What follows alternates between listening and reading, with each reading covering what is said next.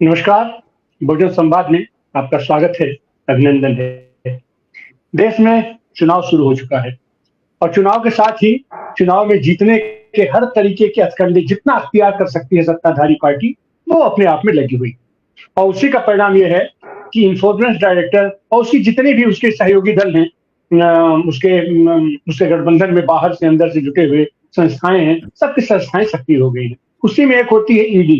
ED ने पहली बार बहुत सारे काम पहली बार हो रहे हैं।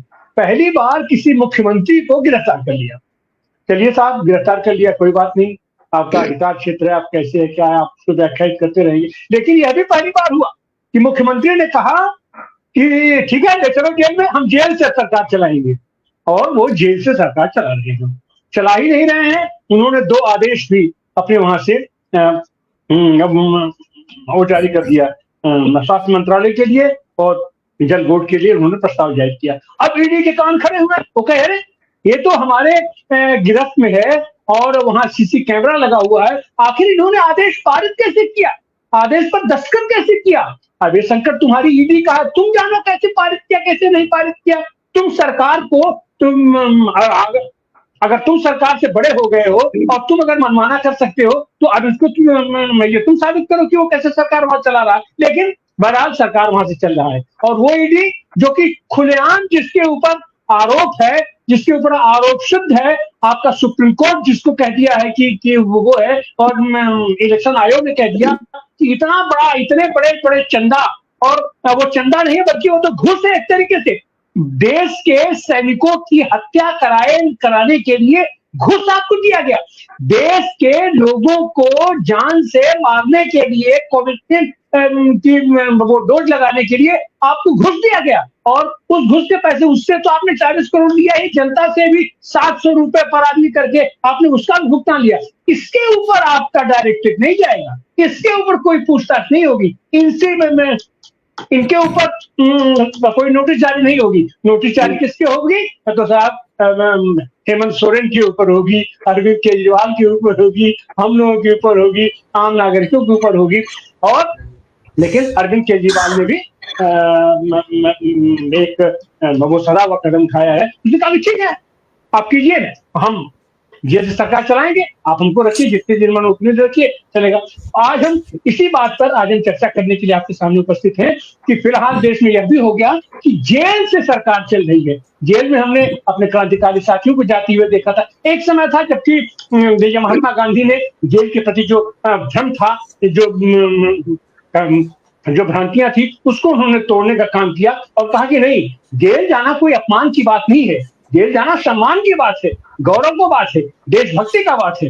और लेकिन फिर एक कालांतर में नेताओं ने, सारे लोगों ने इतना गंदा कर दिया वो माहौल को कि जब आप अपराध करोगे तो उसमें अगर आप जेल जाओगे, भाई जेल तो जेल होता है तो। लेकिन उसमें एक बात ये भी हुआ है कि आज की तारीख में केजरीवाल ने ये बता दिया कि जेल जाना फिर कोई ऐसी बड़ी बात नहीं है, ये तो सत्ताधारी दल की बात है, सत्ता का बात है, उलट पलट होता रहता है, वो किसी को भी जेल में ठूस सकती है। लेकिन हमारा भी काम है, हम जनता के लिए, जनता ने हमें चुना है, जनता अपनी सेवा के लिए चुना है, तो हम जनता का कोई कार्य बाधित नहीं होने देंगे और हम जेल से सरकार चलाएंगे, क्योंकि जनता ने हमको अपनी सरकार चलाने के लिए हमको चुना है। आज हम इसी बात पर चर्चा करने के लिए आपके सामने उपस्थित हैं। आइए हम अपने निजी प्रबुद्ध पैनल से आपका परिचय कराएं। हमारे साथ हैं प्रोफेसर अखिल स्वामी जी, आप मैनेजमेंट के गुरु हैं और राजनीतिक विशेषज्ञ हैं, आपका स्वागत है, अभिनंदन है। हमारे साथ अंकुर गुप्ता जी है, आप पंजाब से आम आदमी पार्टी के आप कार्यकर्ता हैं और वहां पर निजी तमाम आंदोलनों में सक्रिय रूप से जुड़े रहते हैं, आपका भी स्वागत है, अभिनंदन है। हमारे साथ हैं प्रोफेसर जगरूप सिंह सैखो जी, आप गुरु नानक विश्वविद्यालय में राजनीति विज्ञान के आप प्रोफेसर हैं, आपका भी स्वागत है, अभिनंदन है। हमारे साथ जुड़े हैं उड़ीसा के आपके प्रदेश अध्यक्ष निशिकांत महापात्रा जी, आपका भी स्वागत है, अभिनंदन है। हमारे साथ जुड़े हैं मध्य प्रदेश से हाईकोर्ट के ये वरिष्ठ अधिवक्ता अरविंद श्रीवास्तव जी, आप भारतीय कम्युनिस्ट पार्टी के मध्य प्रदेश के आप राज्य सचिव भी हैं, आपका भी स्वागत अभिनंदन है। तो हम शुरुआत में ही चलते हैं मैनेजमेंट गुरु के पास, प्रोफेसर अखिल स्वामी जी के। अखिल स्वामी जी, अब जेल से चल रही है दिल्ली सरकार, और अब तो हमको ऐसा लग रहा है कि जो परिस्थितियां हैं, बहुत सारे लोगों को जेल से ही सरकारों को चलाना पड़ेगा, क्योंकि ऐसा लग रहा है कि आप जेलों में ही हमारे सारे ये प्रशासनिक अधिकारी, शासनिक अधिकारी हमारे जनप्रतिनिधियों के लिए नहीं है, जेल में सुरक्षित स्थान बन गया है। आज हमने वही सुना है कि वो मुख्तार अंसारी की भी वो जीवन मृत्यु से जूझ रहे हैं। मुख्तार अंसारी जी आज उनको आईसीयू में वो भर्ती करा दिया गया, और उनके परिवार वालों का कहना था बहुत पहले से कि उनको स्लो पॉइजन दिया जा रहा है, और उनके लिए ये मरने की पूरी पुख्ता व्यवस्था कर दी है हमारी सरकार ने। इसके पहले जो उसका खाना बनाता है, वो खाना चखा जाता है। जिस आदमी ने उनका भोजन चखा था वो भी अस्पताल में भर्ती हो गया है, और वो भी मरणासन हो गया है। तो ऐसी हालत में अब जेल से ही सरकार चलेगी, जेल में सब कुछ होगा। प्रोफेसर अखिल स्वामी जी, आपकी टिप्पणी। देखिए, मुझे आनंद जी ऐसा लगता है कि देखिए, अरविंद केजरीवाल जो हैं आईआईटी खड़गपुर के स्टूडेंट हैं, और मैं आईआईटी बीएचयू का हूं, अब आईआईटी बीएचयू हो गया है वो। तो मैं उनका जो मनोभावना है और किस प्रकार से कार्य करने की प्रणाली है उसको मैं समझ सकता हूं। मुझे लगता है ये दोनों आदेश उन्होंने जेल जाने से पहले ही बना दिए थे, और दस्तखत भी कर दिए थे, और अपने मंत्रियों को दे दिए थे, क्योंकि उन्हें पता चल गया था ये लोग जेल भेजेंगे। मुझे लगता है, और नहीं किया तो गलती कर गए। उन्हें एक और करना था, मैंने राय दी थी, वैसे कई पैनल में राय दी थी कि सारे आम आदमी पार्टी, कांग्रेस और जेडीयू तो नहीं, आरजेडी, सपा, सब लोगों को एक फोटो खिंचवा लेनी चाहिए एक हथकड़ी के साथ, और चुनाव के 10 दिन पहले सारे पोस्टरों में हथकड़ी लगी हुई फोटो अपने नेताओं की, जिन जिन को ये जेल भेज चुके हैं या जेल भेजेंगे, उनकी फोटो पोस्टरों में लगा दें पूरे हिंदुस्तान के अंदर। चुनाव एक तरफा हो जाएगा, 100 सीटें बीजेपी को नहीं मिलेगी। देखिए, एक निर्दोष आदमी को जेल भेजा गया, सारी चीजें बिल्कुल स्पष्ट हो रही हैं किस प्रकार से। अभी एक और रहस्योद्घाटन हुआ, पहले अभी 1 महीने पहले उड़ाया गया कि जो दिल्ली सरकार है उसने सब स्टैंडर्ड दवाइयां खरीदी। अब क्या पता चल रहा है कि जो सब स्टैंडर्ड दवाइयां कंपनियों ने बेची, तो गलती तो उन कंपनियों की है जो मल्टीनेशनल कंपनी है और बड़ी बड़ी कंपनियां हैं। बदनाम किया इन्होंने ये आम आदमी पार्टी के नेताओं को, और अब पता चल रहा है कि चुनावी बॉन्ड में वो कंपनियां जिनकी दवा दिल्ली सरकार ने खरीदी थी और सब स्टैंडर्ड दवा थी, हमको तो सब स्टैंडर्ड दवा खरीदवाई गई, और उन दवा कंपनियों से चुनावी बॉन्ड में 50-60 करोड़ रुपए ले लिए गए। देखिए, ये लोग एक तीर से 2 निशाने करते हैं, बदनाम करते हैं आम आदमी पार्टी वालों को, खुद पैसा खाते हैं, और जो चुनावी चंदा देने वाले लोग हैं उनके हाथ मरोड़ के पैसा लेते हैं। देखिए, लेकिन कुछ अच्छी घटनाएं भी घट रही हैं। तो मैं मानता हूं कि अगर भगवान श्री राम जंगल न गए होते, वनवास में न गए होते, तो भगवान न बनते। भगवान श्री कृष्ण अगर जेल में न पैदा हुए होते तो भगवान न बनते। तो ये जो वनवास है, और ये एक प्रकार का वनवासी है जब आप जेल के अंदर है, और तो इसलिए महान आदमी को महात्मा गांधी बने, वीर सावरकर थे जिनको ये लोग वीर कहते हैं। 6000 लोग अंडमान में बंद थे, वो जो कोल्हू थे उनको पीसा करते थे, और सब तरह के अत्याचारों को उन्होंने सहन किया था। माफी केवल एक ने मांगी थी।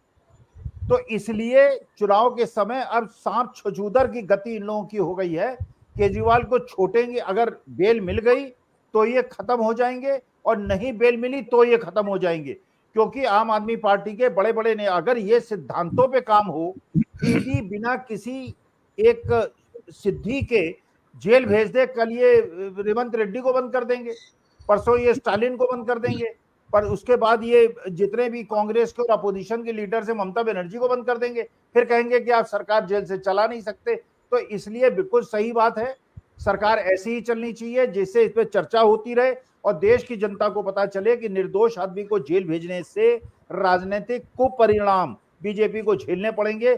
अगर बेईमानी और टोटल गुंडागर्दी इलेक्शन में नहीं हुई, इस बार मोदी जी चुनाव नहीं जीतने वाले हैं, प्रधानमंत्री नहीं बनने वाले। जी, बहुत बहुत धन्यवाद स्वामी जी। हमारे साथ इस बीच डॉक्टर सुरीलम जुड़ चुके हैं। डॉक्टर सुरीलम जी रास्ते में हैं। डॉक्टर सुरीलम, दिल्ली में ये ये केजरीवाल जी तो जेल में है, लेकिन दिल्ली की सड़कों पर संग्राम छिड़ा हुआ है। भारतीय जनता पार्टी का कहना है कि जेल से सरकार कैसे चल रही है, और केजरीवाल का कहना है कि हम जेल से ही सरकार चलाएंगे। आम आदमी पार्टी के लोग ये भारतीय जनता पार्टी का दफ्तर घेरे हुए हैं, और भारतीय जनता पार्टी के जो कार्यालय वाले अपना जुड़ रहे हैं। तो इस संदर्भ में आपकी टिप्पणी। जी डॉक्टर सही, आपका डिस्टर्बेंस है तो बोल लीजिए।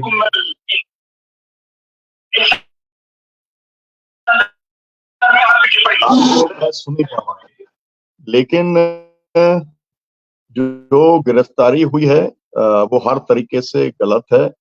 वो एक राजनीतिक दुश्मनी के तौर पर जो है ये कार्रवाई पूरी की गई है, और असल में अब ये तय करना पड़ेगा। अपोजिशन जो है अगर वो ऐसे छोड़ देगा तो फिर तो ये एक भी अपोजिशन की सरकार नहीं रहेगी। पहले तो ये अपोजिशन की सरकार नहीं चलने देते। 10 चुनी हुई सरकारों का अपहरण भारतीय जनता पार्टी ने कर लिया। मतलब एक चुनी थी सरकार अपोजिशन की, और इन्होंने खरीद करके विधायकों को या दबाव डाल करके या 3 इसके साथ में इन्होंने अपनी सरकार बना ली। तो कुल मिलाकर के ये ठीक किया कि उन्होंने जो है सरकार चला रहे हैं। तो आप एक भी चीफ मिनिस्टर जो है हर चीफ मिनिस्टर को जेल में डालेंगे और उसके बाद में अपोजिशन की सरकार को गिरा देंगे कुछ विधायकों को खरीद करके।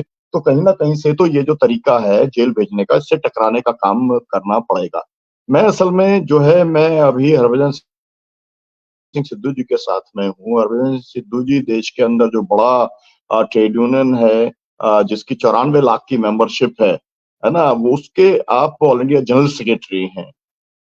और मेरी उनसे बातचीत हो रही थी तो उन्होंने कहा कि ये इस तरीके का दमन जो है वो किसी भी तरीके से गलत है, और उसका हर स्तर के ऊपर विरोध किया जाना। तो जो है उन्होंने कहा कि हम भी इसका विरोध करते हैं। तो मैं ये चाहता हूँ कि जो है सिद्धू जी यहाँ पर हैं, मैं उनके साथ में कार्यालय में यहाँ पर हूँ, तो मैं चाहता हूँ कि हम उनका एक वर्जन हम यहाँ पर ले लें, और उसके बाद में फिर आप अपना प्रोग्राम जो है आप कंटिन्यू करने का आप काम करिए।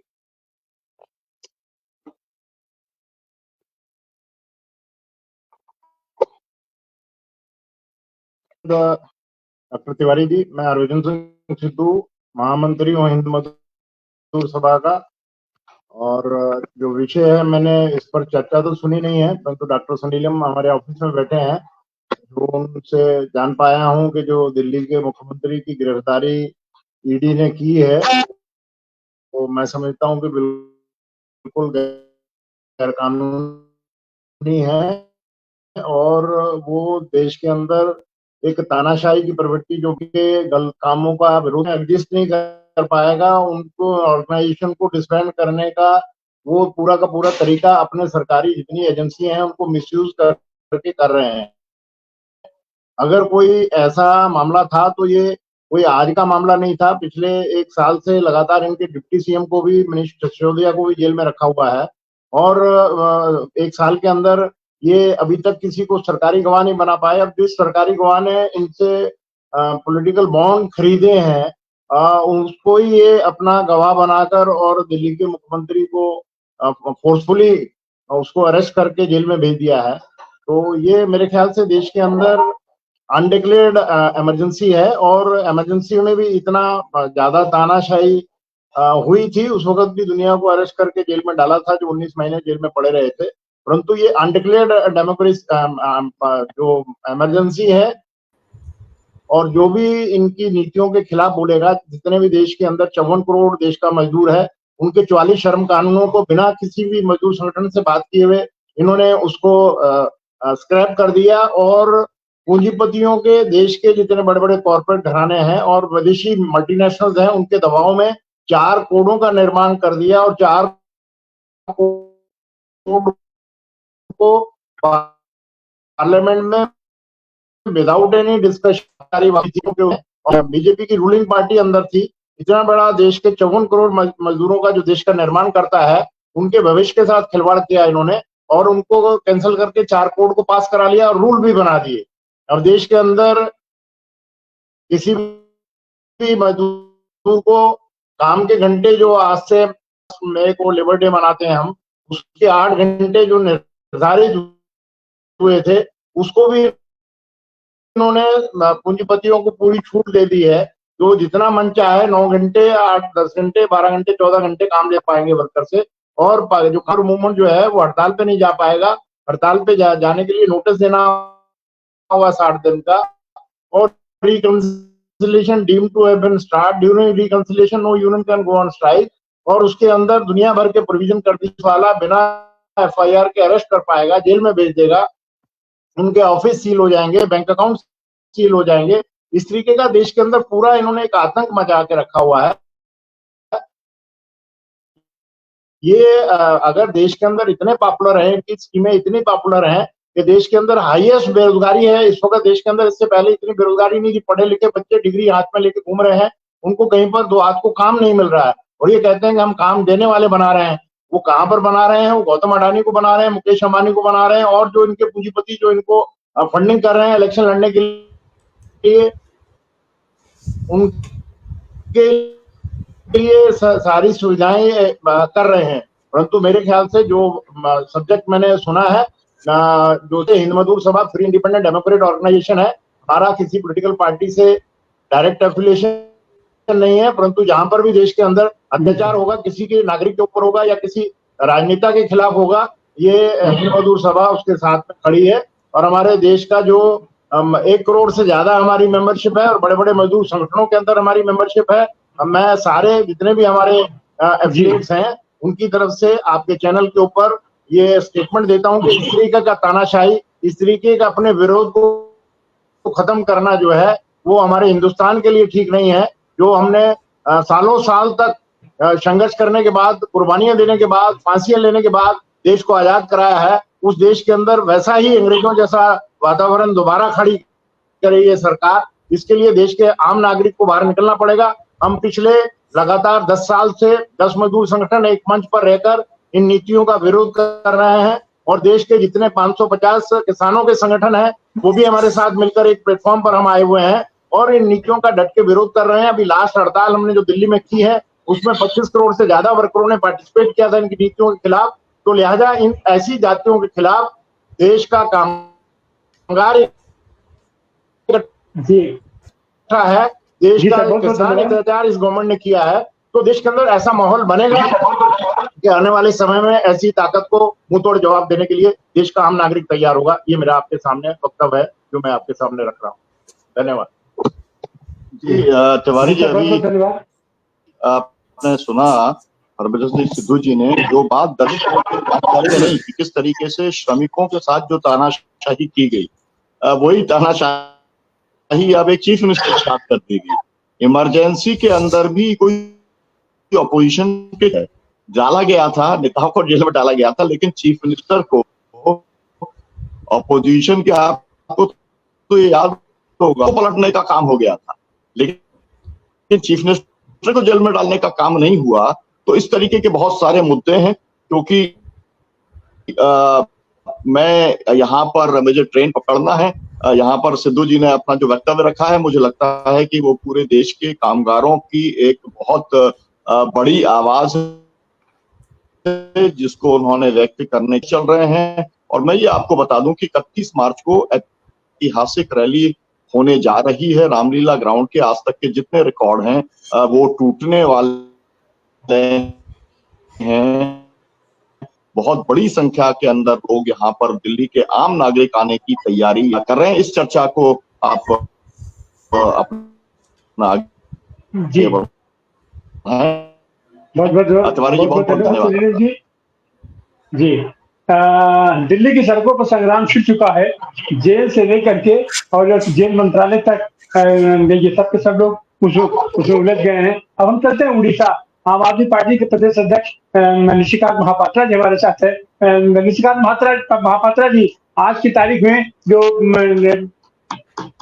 दिल्ली की सड़कों पर संग्राम छिड़ा हुआ है, और दिल्ली में क्यों, पूरे देश के पैमाने पर हर राज्यों में आम आदमी पार्टी के वो कार्यकर्ता, इंडिया गठबंधन के सारे कार्यकर्ता ये सबके सब उद्वेलित है। तो आप इसको लेकर के, और ये 31 तारीख की वो खास कर अपना रैली और उसकी तैयारियां दिल्ली आम आदमी पार्टी आज सत्ता शुरू कर दी है, तो इस सब पर आपकी टिप्पणी निशिकांत महापात्र जी। अभी हम सुन रहे थे कि किसान दुखी है, श्रमिक दुखी है और पूरा जनता आश्चर्यचकित है कि किस तरह से भारतीय जनता पार्टी ने देश में संविधान और गणतंत्र की हत्या के लिए योजनाबद्ध तरीका से काम कर रहा है। हम देख रहे हैं, चाहे इलेक्शन कमीशन हो, चाहे एनफोर्समेंट डायरेक्टरेट हो, सीबीआई हो, जुडिशियरी हो, हर तरह के जो संवैधानिक इंस्टीट्यूशंस, उसे भारतीय जनता पार्टी कमजोर करने में लगा हुआ है।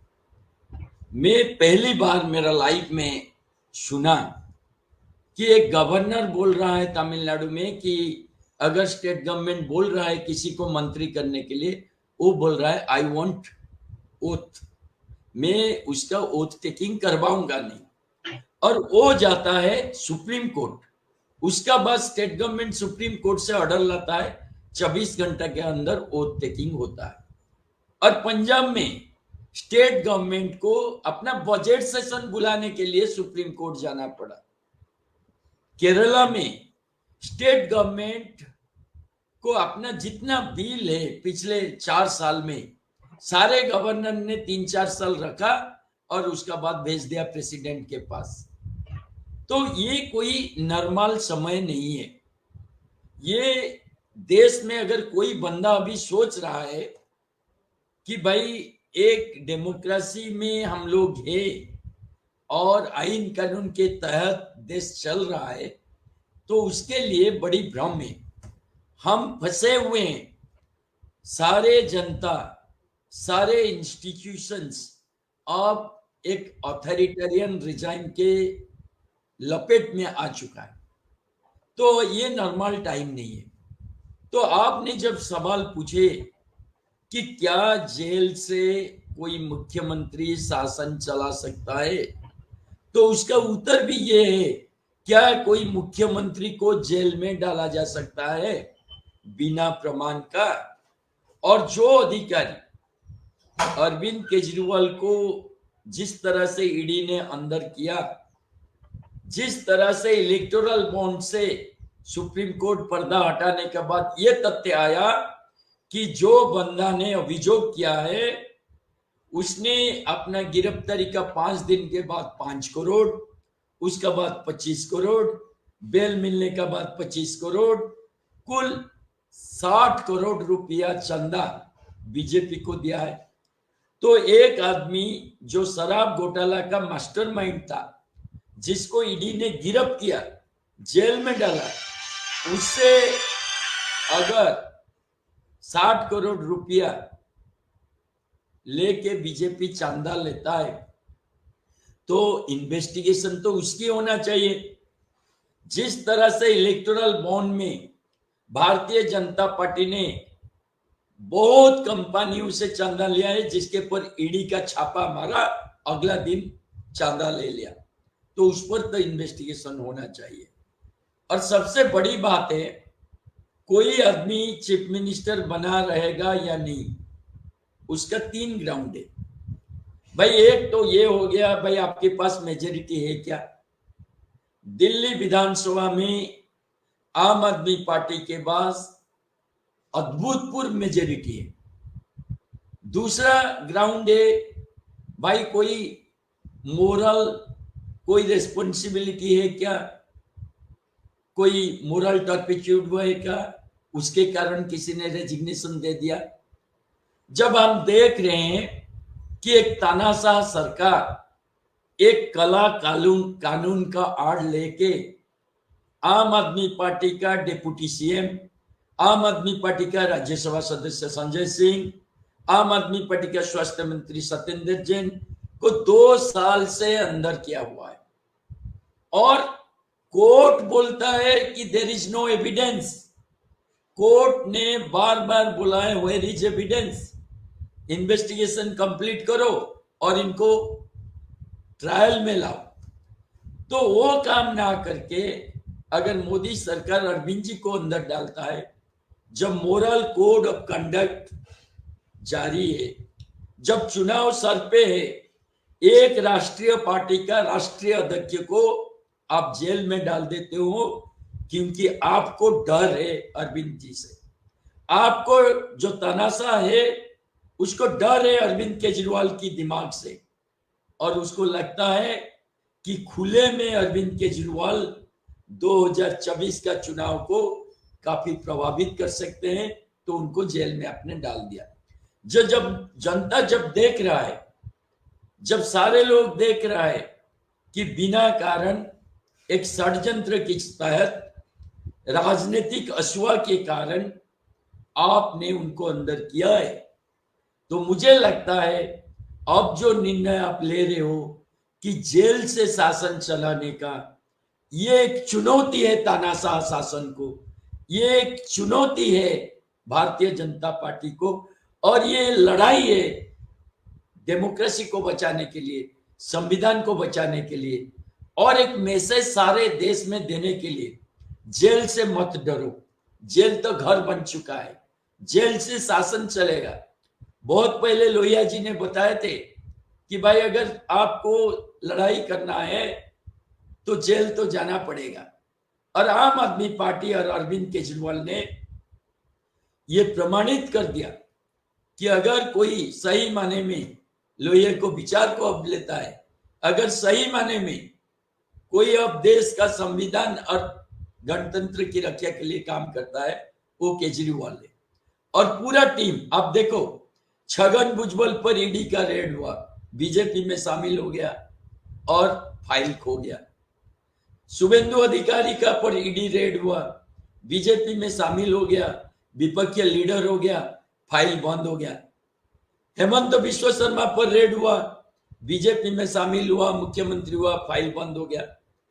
तो ये जो नौटंकी भारतीय जनता पार्टी कर रहा है कि भाई ईडी को हम यूज करेंगे सत्ता गिराने के लिए, विपक्ष को जेल भेजने के लिए और चंदा वसूली के लिए, और ईडी का जो संगठन जिस तरह से उसका काम है, जिस तरह से पिछले दिनों देशवासी ईडी का परफॉर्मेंस देखे हैं, उससे तो एक बात क्लियर है, ये भारतीय जनता पार्टी का नंगापन का हिस्सेदारी है। ये भारतीय जनता पार्टी का जो षड्यंत्र है उसका मुख्य आयुध है। किसी भी बीजेपी राज्य में, शासित राज्य में, किसी भी बीजेपी का मित्र राज्य में ईडी एक भी रेड नहीं मारता है, और जो विपक्ष राज्य अगर मित्र बन जाता है तो रेड खत्म हो जाता है। ईडी के जरिए भारतीय जनता पार्टी ने शिवसेना को तोड़ा, ईडी के जरिए एनसीपी को तोड़ा। ये तो हो गया कि भाई आम आदमी पार्टी को तोड़ नहीं पाया, तो आम आदमी पार्टी के नेताओं को जेल में डाल दिया। इससे आम आदमी पार्टी और मजबूत हो रहा है। आम आदमी पार्टी का एक एक कार्यकर्ता जेल जाने से भयभीत नहीं है। मैं तो नई जनरेशन का ऊर्जा देख रहा हूं, सारे युवाओं अब तैयार है। भाई तुम्हारे कितने हिम्मत है, कितने लोगों को जेल में डाल सकते हो। अगर जेल में डालते हुए हमने बोलेंगे कि हम काम नहीं करेंगे, हम रेजिग्नेशन दे देंगे, अपना इस्तीफा दे देंगे, तो वही तो वो चाहते हैं, उनका चाहत तो वही है। लेकिन हम अच्छे से जानते हैं भारतीय जनता पार्टी को किस तरह से जवाब दिया जाए। इनको ईंट का जवाब पत्थर से देना चाहिए, और वो नीति आम आदमी पार्टी अच्छे से निभाएगा। और ये जो भारतीय जनता पार्टी का मंसूबा है कि देश में सत्ता को परमानेंटली अपना हाथ में रखने के लिए और अपना जो कॉर्पोरेट इंटरेस्ट के लिए जिस तरह से देशवासियों को गुमराह किया जाता है, सारे मीडिया को हाथ में ले लिया, सारे कॉर्पोरेट फंड्स अपना कब्जा में कर लिया, सारे पॉलिटिकल पार्टीज को तोड़ने का काम कर लिया, और एमएलए एमपीज को खरीदने का काम कर दिया। इसको तो हम विरोध करेंगे। और अरविंद जी जेल से लड़ने का मतलब जेल से मुख्यमंत्री का काम करने का एक स्पष्ट संदेश है कि भाई हम झुकेंगे नहीं, डरेंगे नहीं, गिरेंगे नहीं। और इस देश में अगर कोई बंदा है जो मोदी को टक्कर दे सकता है, उसका जो रणनीति को टक्कर दे सकता है, वो अरविंद केजरीवाल है। ये तो प्रमाणित हो गया। और इसलिए हमें कोई दुविधा नहीं, कोई बेचैनी नहीं, कोई मतलब गिला शिकवा नहीं कि हम जेल से शासन चलाएंगे। हम जेल से चलाएंगे और टक्कर को और मजबूत करेंगे। जी बहुत बहुत धन्यवाद निशिकांत जी। तुम जहां से चलोगे तुम डाल डाल हम पात पात। उनका ये जायज बात है कि अरविंद केजरीवाल उनका मुंहतोड़ जवाब देने के लिए हमारे सामने है। अब हम चलते हैं पंजाब विश्वविद्यालय के प्रोफेसर हैं जगरूप सिंह सैखो जी। तो सैखो जी, आप तो राजनीति विज्ञान के विद्यार्थी हैं। ऐसी परिस्थितियां कि सारे संवैधानिक संस्थाओं को जितना भी भ्रष्ट तरीके से उसका दुरुपयोग किया जा सकता है वो सारी चीजें ये लोग कर रहे हैं। राज्यपाल ये मंत्री को शपथ दिलाने से इनकार कर देता है। और तो ऐसी हालत में ये जो अरविंद केजरीवाल ने जो अपने रणनीति अख्तियार किया है कि हम जेल से चलाएंगे, और भारतीय जनता पार्टी परेशान है कि जेल से कैसे चल रहा है, जेल से दस्तखत कैसे हो रहा है। अरे सरकार चल रही है कि नहीं चल रही है, और उसके बाद सरकार को चलाने की जिम्मेदारी उसको जनता ने दिया है, तो जनता का तुम तो अपमान कर रहे हो। जिसको जनता ने जिम्मेदारी दिया है तुम उसको गिरफ्तार करके जेल में भेज रहे हो, और वो भी बिना किसी सबूत के, बिना किसी उसके। तो इस सब पर एक राजनीति विज्ञान के विद्यार्थी के रूप में आप इसको कैसे देखते हैं सैखो जी?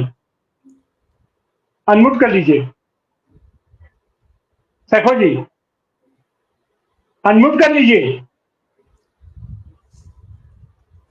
जी। आवाज? हाँ जी जी जी जी आ रही है। असल में यहाँ कोई विज्ञान काम नहीं करता।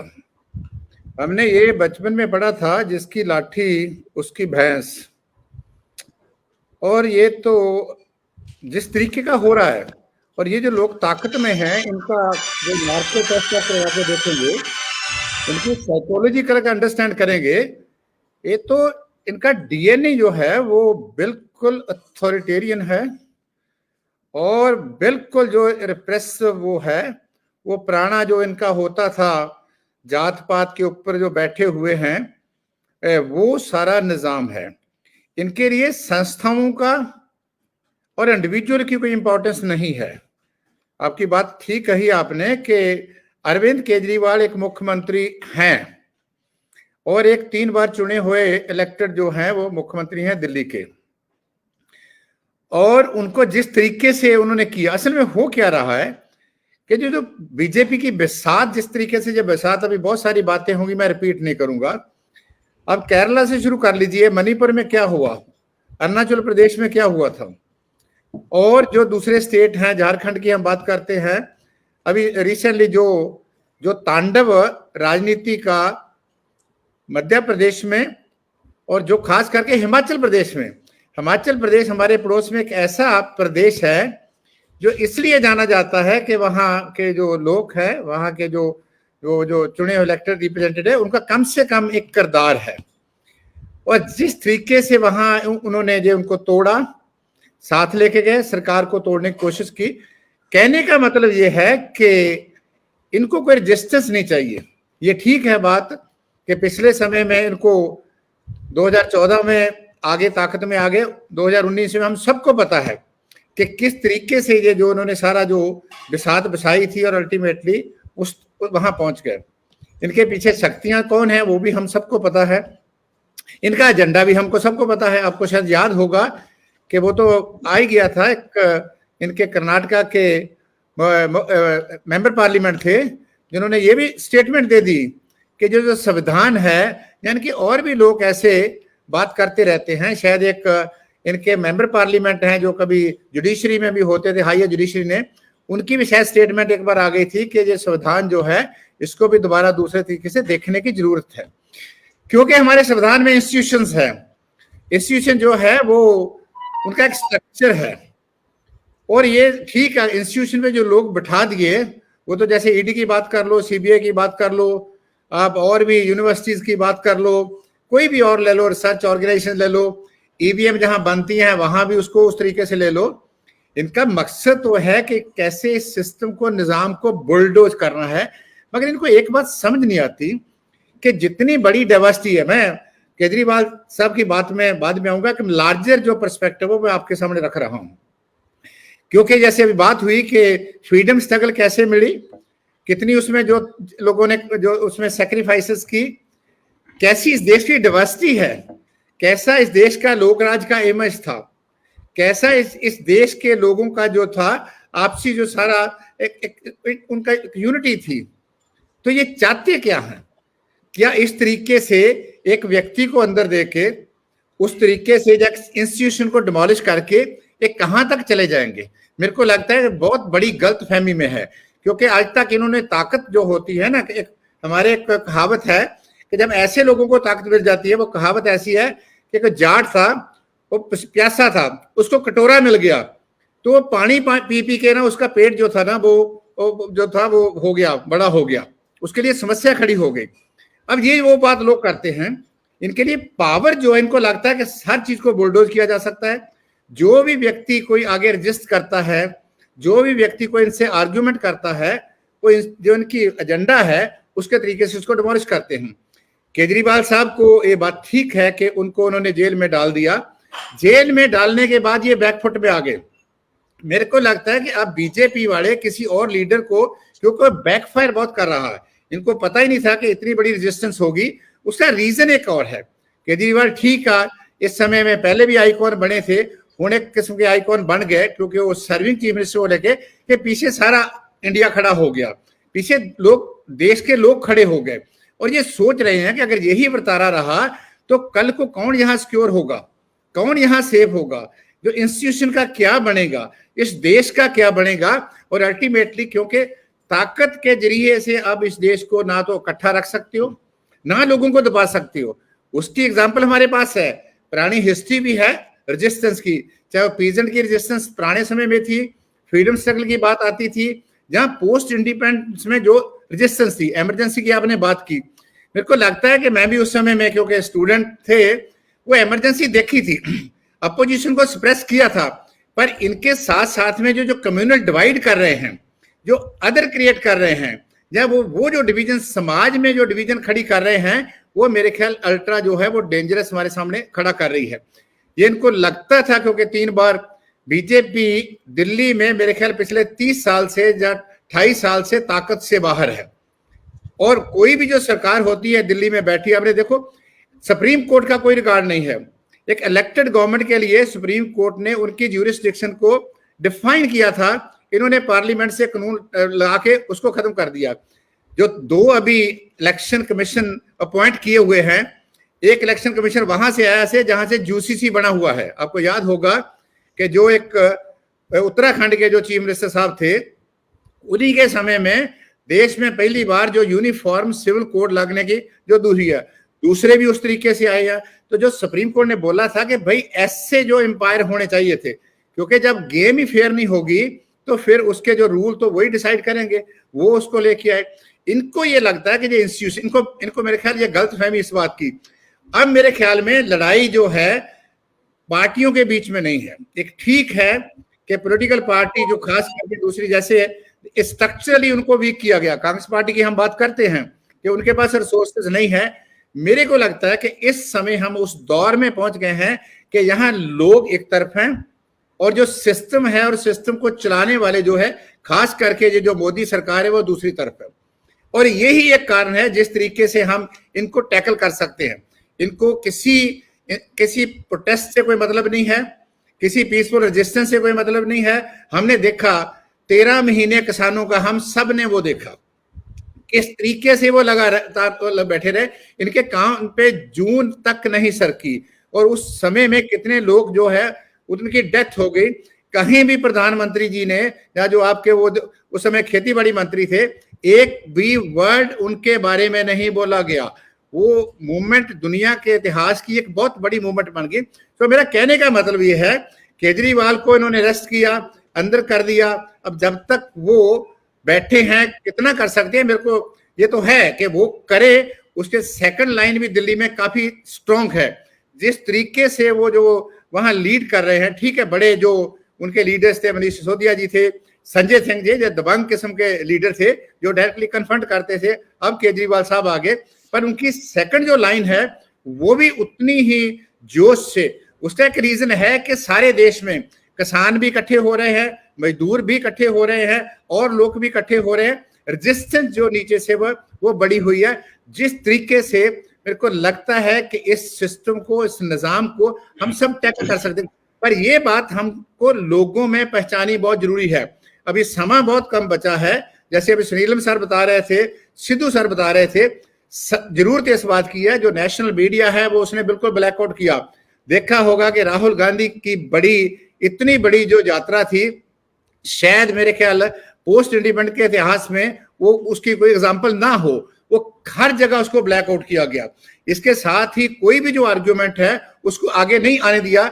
जिस दिन ये बॉन्ड का वो न्यूमेरिक नंबर जो आइडेंटिफाई होने, ये कोई ना कोई इवेंट बना लेते हैं, उसी दिन ही केजरीवाल साहब को जो है फड़ के जेल में लगे। तरीका नहीं है, ये आई ओपनर है हम सब के लिए, जो देहात में बैठा है, जो शहर में बैठा है, जो किसान है, जो मजदूर है, जो पढ़ा लिखा है, जो नौकरी वाला। मेरा ख्याल है कि बहुत सारे मुद्दे उठाए गए। एक मुद्दा सबसे बड़ा ये है, दूसरे जो सामाजिक और आर्थिक मुद्दे राहुल गांधी ने या और अपोजिशन के लीडर जो उठा रहे हैं, और मेरे को लगता है कि इस समय जो इनको रजिस्ट कर रहे हैं, आज आप शायद आपने न्यूज सुनी होगी, बेंत सिंह का ग्रैंडसन जो 3 बार कांग्रेस का एमपी रह गया है, वो आज बीजेपी में शामिल हो गया। अनफॉर्चुनेट पार्ट हमारा ये है कि जो हमारे रिप्रेजेंटेटिव है उनमें बहुत कम रिप्रेजेंटेटिव ऐसे है जो इनका जो डिजाइन है उनको रजिस्ट करते हैं, जो उनसे कन्फ्रंट करते हैं, जो इनकी ईन नहीं मानते हैं, और उनको तो उनके लिए तो ट्रबल खड़ी करेंगे करे। पर मेरे को ये लगता है कि इस समय में वो हालात बन रहे हैं ग्राउंड लेवल पे, पर इसको और आगे ले जाना पड़ेगा, ताकि इलेक्शन ही हमारे पास एक तरीका है। अगर जैसे पहले मेरे साथी ने बोला था, अगर हम उस तरीके से चल पड़े, लोगों के बीच चल पड़े, लोगों को फर्स्ट पर्सन में रख के इन्वॉल्व करें, इसमें किसी एक लीडर को क्रेडिट लेने की जरूरत नहीं है। लीडर थोड़ा पीछे हट जाए, जो लोग हैं, जो सिटीजन्स हैं, जो we the people of India है, अगर उनको आगे लाके एक बहुत बड़ी मूवमेंट करने का समय आ गया। और मेरे को लगता है कि जिस तरीके से 14 तारीख को वहां रैली हुई थी, 31 को रैली हिस्टोरिक होगी, क्योंकि 31 की रैली जो है वो सभी इन्हीं इश्यू के ऊपर होगी कि संवैधानिक संस्थाओं का क्या हाल हो रहा है, संवैधानिक पदों पे जो बैठे हुए लोग हैं। दूसरी तरफ बिल्कुल आप देखिए, जो उनके में शामिल हो जाता है, बहुत क्लियर है, पर ये मेरे ख्याल के और ज्यादा डायलॉग आगे हमको ले जाना पड़ेगा, लोगों के साथ लेके उनको बताना पड़ेगा, और ये भी कहना पड़ेगा कि ये जो लोग डट रहे हैं, ये लोग आपके लिए डट रहे हैं, जो जेल में जा रहे हैं वो आपके लिए जेल में जा रहे हैं, ताकि इसकी संस्थावां, संविधान या आने वाली जो हमारी पीढ़ी है वो उस लोक राज को, जिस लोक राज के लिए, जिस इंडिपेंडेंस को लेने के लिए हम सबको पता है कि अभी 2 दिन पहले भगत सिंह का, राजगुरु सुखदेव का मार्टिरडम जो था डे, वो हमने सेलिब्रेट किया। और ऐसे बहुत सारे लोग हैं सारे देश में जिन्होंने ये आजादी ली थी। ये आरएसएस वालों को, बीजेपी वालों को ये आजादी की वो कीमत का पता नहीं है, क्योंकि उस समय वो दूसरी साइड में थे। तो मेरे ख्याल है इस मामले में ये इनका बिल्कुल ठीक है, हम सब इस जो इतना इनका रेजिस्टेंस है बिल्कुल साथ हैं, हर जगह पे साथ हैं। गांव से लेके हमें इस संदेश को ऊपर तक लेके जाना पड़ेगा और यूनाइटेडली फाइट करना पड़ेगा। पॉलिटिकल लीडर्स को छोटे मोटे जो होता है उसको साइड में करके, ताकि लड़ाई बहुत बड़ी है। जी बहुत अच्छा जी सर, बहुत बहुत धन्यवाद। अब हम चलते हैं ये मध्य प्रदेश हाई कोर्ट। आप अरविंद जी, आप तो कानून के भी जानकार हैं और आप आंदोलनों के भी आप विशेषज्ञ हैं, तो ऐसी हालत में ये जो आज की तारीख में भारतीय जनता पार्टी और इनके ये चंगू मंगू गोदी मीडिया कह रही है कि जेल से कैसे चलेगा सरकार। अरे जब तुम एक निर्वाचित प्रधानमंत्री को, इतने जनप्रिय ये मुख्यमंत्री को तुम जेल में डाल कैसे सकते हो? तो ऐसी हालत में ये इसकी संवैधानिक व्यवस्था और उस पर आंदोलन व्यवस्था और जिस तरीके से रेजिस्टेंस किया है अरविंद श्रीवास्तव, क्या ऐसा रेजिस्टेंस ये पूरे देश में संभव है? अरविंद श्रीवास्तव जी। देखिए, मैं इस बारे में क्या कहूँ, ये तो बड़ी एक विचित्र स्थिति इस समय देश में है। मुझे लगता है कि भारत के अलावा ये किसी दूसरे देश में इस तरह के हालात होते जो भारत में है, तो अब तक ये सरकार उखड़ चुकी होती, जन विद्रोह हो चुका होता।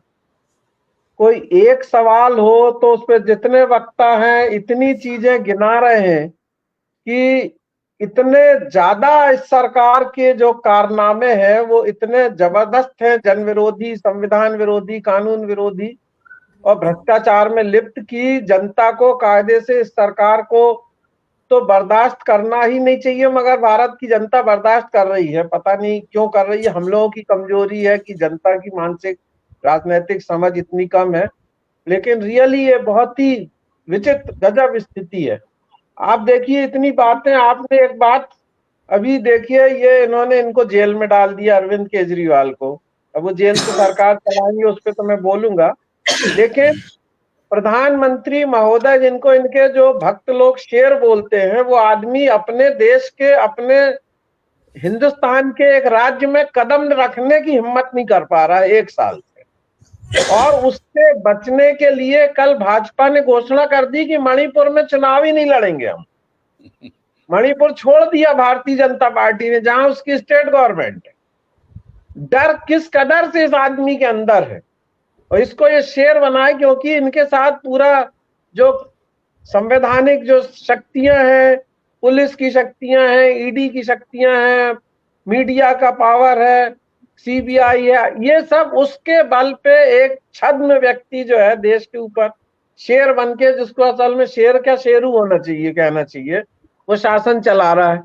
लेकिन देखिए स्थिति ये है कि पॉलिटिकल स्कोर गेन करने के लिए तो ये कहा जा सकता है, और अभी ठीक है कि जेल से सरकार चलाएंगे, लेकिन ये एक बड़ा कॉन्स्टिट्यूशनल क्राइसिस को जन्म देगी। ये बात को जो पहले ही दिन उन्होंने बोल दिया कि ये दस्तखत उनके नहीं है।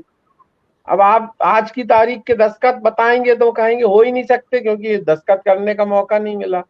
और चीफ मिनिस्टर एक गवर्नमेंट का फेस होता है, और जब उनको बाहर रह के सरकार नहीं चलाने दी और रोज अड़ंगेबाजी हर चीज में गवर्नर के माध्यम से किया, और एक तरीके से रियल पावर तो गवर्नर के ही पास रहा, ऐसी स्थिति में अगर ये जेल से सरकार चलाने की बात होगी तो वो इतनी क्राइसिस पैदा करेंगे कि ये राष्ट्रपति शासन लगाने की स्थिति आ जाएगी। और ये जो है एक बड़ा पॉलिटिकल नुकसान इसलिए भी होगा कि ये एक परसेप्शन बनाएंगे कि आप पार्टी जो है वो वन मैन पार्टी है, इनके पास अब कोई लीडर नहीं बचा है, और इसलिए गवर्नमेंट अब चल नहीं सकती बिना अरविंद केजरीवाल के। तो एक डिमोरलाइजिंग जो पॉलिटिकल मैसेज देने की ये कोशिश करेंगे।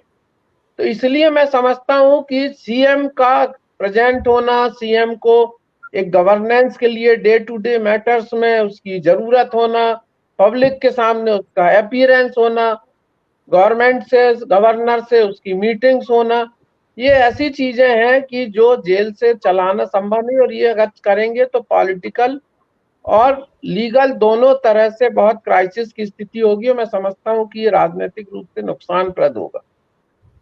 लालू यादव ने भी इसलिए इस्तीफा दिया, और हेमंत सोरेन ने भी इस्तीफा दिया। हेमंत सोरेन को भी इस्तीफा देना पड़ा मजबूरी में, उसको भी बिल्कुल पूरी तरह से गलत आधार पे उनको भी बंद किया। तो मगर बात यह है कि जिस प्रकार की व्यवस्था है उसमें जेल से सरकार चलाना फीजेबल नहीं है, व्यवहारिक नहीं है, और पॉलिटिकली ये नुकसानदायक होगा। ये एक कंफ्यूजन पैदा करेगा कि बिना मुख्यमंत्री के सरकार है और कोई फैसले नहीं हो सकते, कैबिनेट की मीटिंग नहीं हो सकती, एडमिनिस्ट्रेटिव ऑफिसर्स को इंस्ट्रक्शन नहीं हो सकते, और वो अलाउ करेंगे नहीं।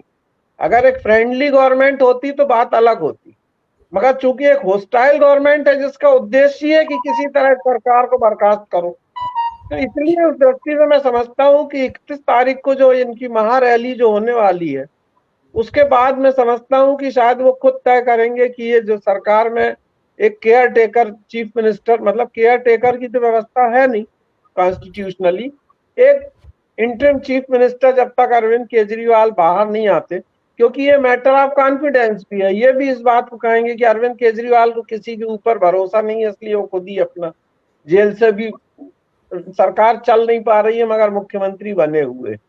तो इन परिस्थितियों में मैं समझता हूं कि ये पॉलिटिकली बेनिफिशियल होगा और लीगली भी फीजेबल होगा कि ये अभी 31 तारीख को जो इनकी रैली होने वाली है और एक पॉलिटिकल जो मैसेज देश को जाना है, और जैसा कह रहे हैं कि एक बहुत बड़ी रैली होगी, उसके बाद मैं समझता हूँ कि मैं तो एडवाइस क्या दूंगा, वो खुद ही वो तय करेंगे कि एक चीफ मिनिस्टर, क्योंकि मेरे को लगता नहीं है कि जल्दी बेल उनको होगी। जिस प्रकार से तमाम लोगों के बेल मैटर्स पड़े हुए हैं लंबे समय से, आज संजय सिंह से लेके मनीष सिसोदिया और वो दूसरे जो मिनिस्टर है, तो वो जैन क्या नाम है उनका, तो हाँ, तो जो जुडिशरी का जो एटीट्यूड है, मतलब हैरानी होती है इस बात पे कि एक जज ये कहता है सुप्रीम कोर्ट का कि मनी ट्रेल है, कहाँ आपका केस तो फ्लैट हो जाएगा,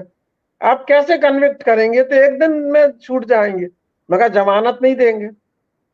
आप रोज भाषण देंगे जुडिशरी में कि साहब jail, bail not jail is the rule, किसी भी व्यक्ति को बेल पे वो करना चाहिए unless convicted he is deemed to be innocent, तब तक उसको इनोसेंट माना चाहिए। ये कानून का नियम कि जब तक सजा ना हो तब तक निर्दोष है। मगर 4.5 साल 5 साल से लोग जेलों में अभी देखिए मुस्लिम नौजवान छूटे हैं, कितने साल, 8 साल बाद, कोई केस प्रूफ नहीं हुआ उनके खिलाफ, और ऐसे रोज हो रहे हैं केसेस 5-5 7-7 सन 14 के बाद।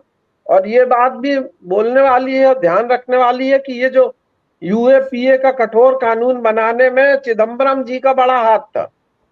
ये चिदम्बरम जी जो जहर बो गए हैं, उसका लाभ, उसकी फसल जो है भारतीय जनता पार्टी काट रही है। चिदम्बरम ने बहुत सख्त कानून बनाया यूएपीए के और उसमें अमेंडमेंट किया, जिसका भारी नुकसान जो है आज पूरे विपक्ष को भी और पूरे जो जन आंदोलनों के कार्यकर्ताओं को और अभिव्यक्ति के आजादी के समर्थकों को भुगतना पड़ रहा है।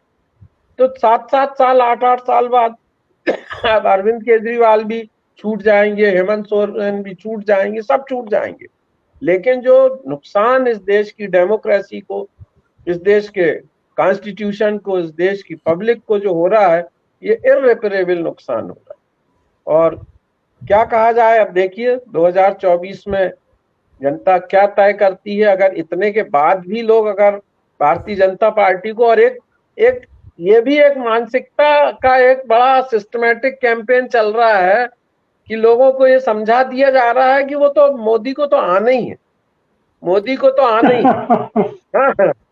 मतलब जो नहीं भी चाहते हैं या जो सोच रहे हैं कि हम मोदी के खिलाफ हम वोट देंगे या भाजपा को हटाएंगे, उनको भी धीरे धीरे मतलब ये तैयार किया जा रहा मानसिक रूप से कि ये इनएविटेबल है। आप मीडिया डिबेट में देखिए, एक बड़े पत्रकार बोल रहे थे कि भारत की आजादी के बाद का सबसे एक तरफा चुनाव ये हो रहा, जिसमें कोई कंटेस्ट ही नहीं है। आप बताइए, ये परसेप्शन जो बनाया जा रहा मीडिया के द्वारा और पत्रकारों के द्वारा, हर्षवर्धन त्रिपाठी और तमाम लोगों के द्वारा, कि वो तो कोई कंटेस्ट ही नहीं है। राहुल गांधी तो पार्ट टाइमर है, बोले उनके कारण तो कांग्रेस वैसे ही उसमें है, असमंजस में है कि हमारे पास कोई नेता नहीं। आज भी डिस्कशन चल रहा कि वरुण गांधी जो है आ जाएगा तो वो लीडरशिप संभाल सकता है, क्योंकि राहुल गांधी में तो कैपेसिटी नहीं है, उनमें पूरे फुल टाइम लीडरशिप करने की इच्छा नहीं है। तमाम इस तरह की बातें जो है मीडिया इस तरह का चला रहा है। तो इसलिए क्या है कि ये मैं समझता हूं कि इस बार ये अंतिम अवसर एक तरीके से कहना चाहिए भारतीय लोकतंत्र को और संविधान को बचाने का। हम लोग तो सिर्फ विशफुल थिंकिंग ही कर सकते हैं और आशा कर सकते हैं कि हम लोगों को इससे मुक्ति मिलेगी, और क्या कहें। जी सर, बहुत बहुत धन्यवाद। आपने बात किया अभी पत्रकार, ये पत्रकार नहीं है, ये दरअसल पत्तलकार है, ये पत्तल चाटने वाले हैं, सत्ता की झूठी पत्तल चाटने वाले लोग हैं। हमको याद आता है कि इस समय एक बहुत बड़ा संवैधानिक संकट कहा गया था जब उत्तर प्रदेश में संघित सरकार थी और प्रभुनंदन सिंह ये प्रदर्शन करने के दिल्ली पहुंच गए थे और दिल्ली सरकार ने उन्हें गिरफ्तार कर लिया गया था। उसके बाद यहाँ से आह्वान हुआ कि जब तुम हमारी सरकार को, हमारी मंत्री को आप गिरफ्तार कर रहे हो तो आप भी आकर के उत्तर प्रदेश में देखो, हम देखिए तुमको गिरफ्तार करेंगे। और उस समय का सबसे बड़ा संवैधानिक संकट खड़ा हो गया था कि दिल्ली से कोई मंत्री उत्तर प्रदेश की सीमा में प्रवेश करने का साहस नहीं कर रहा था। लेकिन आज की तारीख में केजरीवाल ने तो एक बम्पर तरीके से स्टेप किया है कि अगर तुम मुख्यमंत्री को गिरफ्तार कर सकते हो तो हम जेल से सरकार चलाएंगे और देखते हैं कि तुम उनको कैसे क्या कर लोगे। और ये जेल से सरकार बिल्कुल चल सकती है, उनको कतई इस्तीफा देने की ये कोई जरूरत नहीं है। एक आदर्श व्यवस्था होती है जिसमें सरकार की जरूरत ही नहीं है, पुलिस की जरूरत ही नहीं है, सेना की जरूरत ही नहीं है। अब कहीं न कहीं से हमारी पैचार्की उस तरफ के लिए बढ़ रही है जो समाजवाद की पराकाष्ठा की अपनी पैचार्की है, उस तरफ बढ़ रही है। हम इन सारी बातों पर ये टिप्पणी के लिए अंकुर गुप्ता जी को आमंत्रित करते हैं। और जिस तरीके से दिल्ली में आम आदमी पार्टी के कार्यकर्ता कमर कस के तैयार हो गए हैं, गली गली नुक्कड़ नुक्कड़ लोग तैयारी कर रहे हैं और 31 तारीख को ये क्या करेंगे, कैसे करेंगे, दिल्ली की सरकार ये खास करके केंद्र सरकार उस भीड़ को कैसे संभाल पाएगी, अब इस पर हमारी नजर ठीक ही रहेगी। अंकुर गुप्ता जी, आपकी टिप्पणी। जी सर, देखो सर, जो इन्होंने डेमोक्रेसी का और क्रिमिनल जस्टिस सिस्टम का गान किया है, उससे हर वॉलंटियर, चाहे वो आम आदमी पार्टी का है चाहे आम जनता है, वो सभी में एक नया जोश आ गया है। क्योंकि ये जो किस्से हुए हैं ये बैक टू बैक हुए हैं। अगर हम चंडीगढ़ के इलेक्शंस देखें तो अभी चंडीगढ़ के इलेक्शंस में इन्होंने जो बैलेट पेपर्स के साथ हुए 35 वोटों के साथ मेयर बनना था, इन्होंने उसमें भी गान करने की पूरी कोशिश की बीजेपी ने। ठीक है, वो तो सुप्रीम कोर्ट ने सू मोटो ले लिया, जिसके कारण प्रिजाइडिंग अफसर को भी सजा हुई और एक बारी डेमोक्रेसी की जीत हुई। सिमिलरली अगर देखें, इन्होंने अभी 2 महीने पहले इन्होंने झारखंड के मुख्यमंत्री हेमंत सोरेन जी को भी इन्होंने जनवरी महीने में अंदर कर दिया। अभी इन्होंने देखे ईडी को भेजकर अनकॉन्स्टिट्यूशनली इन्होंने हमारे आप सुप्रीमो श्री अरविंद केजरीवाल जी को अंदर किया। इससे पहले इन्होंने सिसोदिया जी को अंदर किया, श्री संजय सिंह जी को अंदर किया, नैयर जी को अंदर किया, जैन साहब को अंदर किया। हालांकि जो सेक्शन 19 है पीएमएलए का, prevention of money laundering act 2002, उसमें क्लियर कट बताया गया है कि अगर तो कोई मटेरियल एविडेंस मिले किसी पर्सन से, फिर ही आप किसी बंदे को अंदर कर सकते हो। इन्होंने बिना सम्मन्स को, नो बड़े इलीगल सम्मन दिए, क्योंकि जो अरविंद केजरीवाल है वो खुद एक IRS ऑफिसर रहे हैं, उनको वो खुद इसी डिपार्टमेंट से रहे हैं, उनको इसका क्लियर कट पता कि कौन से सम्मन लीगल और कौन से इलीगल। नो बड़े इन्होंने इलीगल सम्मन भेज के उनको मेंटली और फिजिकली हरास करने की कोशिश की और 10वीं बारी अनकॉन्स्टिट्यूशनली इनको उठा लिया। अभी देखने वाली बात ये है कि सरकार तो बिल्कुल चल सकती है सर, सरकार जो है वो जेल से बिल्कुल चल सकती है, क्योंकि उनके पास, आम आदमी पार्टी के पास पूरी मेजोरिटी है। दूसरी चीज है कि सरकार को गिराने के लिए नो कॉन्फिडेंस मोशन चाहिए होता है गवर्नमेंट के अगेंस्ट, वो इनको मिल नहीं सकता। अब बाकी चीजें तो हमारे जितने भी एक्सपर्ट्स हैं उन्होंने सभी ने बहुत अच्छे तरीके बता दिए। अब सोचने वाली ये बात है कि जैसे 2 ऑर्डर्स अरविंद केजरीवाल जी ने अंदर से ही रिलीज किए हैं और इंप्लीमेंट करने के आदेश दिए हैं, इसको ईडी या इसको भाजपा गवर्नमेंट जो है उनकी प्रतिक्रिया क्या रहती है? क्योंकि सबसे इंपॉर्टेंट बात यह है कि अगर वो अब भी देखेंगे कि अरविंद केजरीवाल जी या आम आदमी पार्टी के वर्कर्स में जो जोश है, यहां तक कि इंडिया गठबंधन में भी जोश आ गया, जो 31 तारीख की जैसे आपने बताया, और इंडिया गठबंधन का एक महा रैली होने वाली है रामलीला ग्राउंड में, तो उससे भाजपा बिल्कुल डरेगी, क्योंकि आम जनता को हर एक को पता चल गया है कि जो इनकी तानाशाही हो रही है वो बिल्कुल रशिया की तरह, चाइना की तरह, हांगकांग की तरह चल रही है, जहां ये क्रिमिनल जस्टिस सिस्टम को सेक पर लगा रहे हैं। उसके लिए मुझे सिर्फ एक ही चीज का डर है कि ये अब क्या करेंगे, क्योंकि लेफ्टिनेंट गवर्नर के पास अब पावर्स हैं, जो दिल्ली की थोड़ा सा सिस्टम है, पॉलिटिकल सिस्टम है, थोड़ा अलग तरह का है। अब ये कोशिश करेंगे, जो लेफ्टिनेंट गवर्नर है वो कोशिश करेगा कि आर्टिकल 239AA या 239 AB को किसी तरीके सस्पेंड करवाया जा सके, जो कि नेशनल कैपिटल जो है टेरिटरी हमारी दिल्ली है उसके ऊपर लागू होता है, ताकि जो 239A